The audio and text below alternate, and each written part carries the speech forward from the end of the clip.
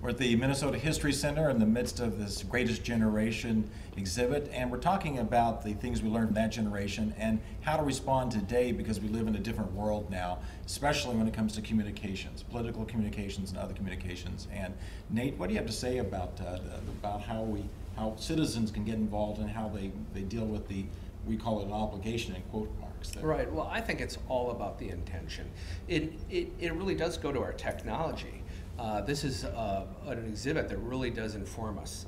The Pacific War was ended through an atom bomb. That same atom is used to power cities as well.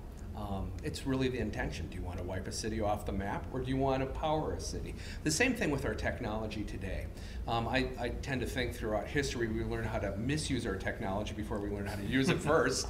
But the fact of the matter is that we have enormous connectivity right now.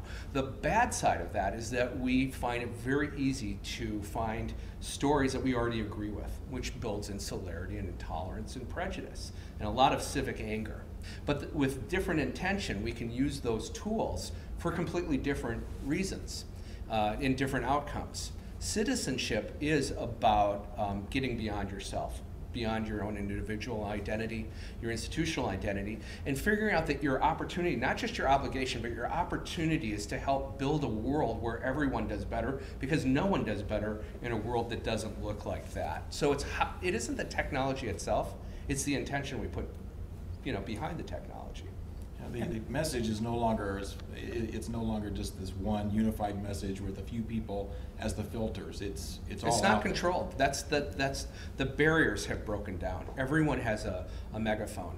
The problem is that everyone has a megaphone.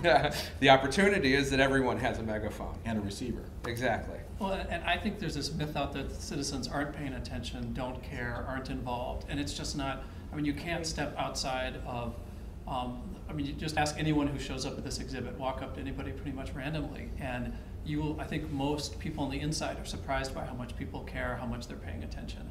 What I'm fascinated by, picking up on what Nate said, is how these new tools we have are beginning to allow people to connect that intention. I mean, one of the things that fascinated me in the use of Twitter about what's happening in Iran is you have people from all over the world following a common set of events with a tool that's completely dispersed. I mean, so this strange tool that people were joking about that used to tell me that, so I'm going to get coffee. Well, that may not be the most socially important thing, but to follow what's happening in something like a revolution over there, that takes on new importance. And so I think one of the opportunities of this summit and the time we have is to channel this intent with these new tools. And I think when we think about organizations, and I'm going to go back to the one I know and love the best, Legal Women Voters, when you think about that kind of grassroots, where people are focused in their communities, but then have a relationship with the greater state, with the greater country, with the world, these tools enable people to sort of leverage their understanding of their local communities with their knowledge of what's going on in with the wider universe, so to speak.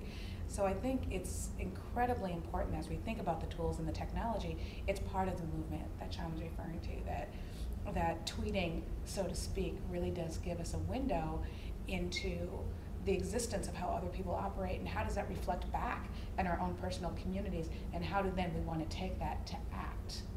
We hear the slogan, live locally, think globally, or I may be getting it wrong, but something like that. Right. And I think I guess things like Twitter and other new communications has allowed people to do that, to connect the local with the global.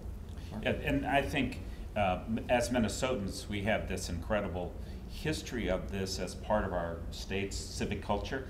I mean, our Governor Stassen, who got elected saying that once the legislature was done, he was going to resign and go fight the fascists because he understood the threat to the planet, came back as President Roosevelt's chosen person to be part of the creation of the United Nations. His signature, he was one of the most fundamental and important creators of the whole United Nations. This is a Minnesotan. But Governor Stassen also understood something about how the future would be created. He saw the Iron Range, he saw the depletion coming. He said, you know what, we have to have a special tax to create a fund to then rebuild a future economy for the Iron Range, for northern Minnesota. So he had a vision also about creating the future, which required investment today. And so this kind of civic leader, community-based perspective that Minnesotans enjoy today has roots throughout our history, you know, going back really thousands of years, but in our 151 years of statehood, there have been individuals who've modeled that global perspective and that willingness to fight and die for democracy and the values that they held dear, but also the ability to look forward and say, you know, we're not going to be in a better place unless we act now to create that better place, and they took those actions. So we are the beneficiaries of those gifts.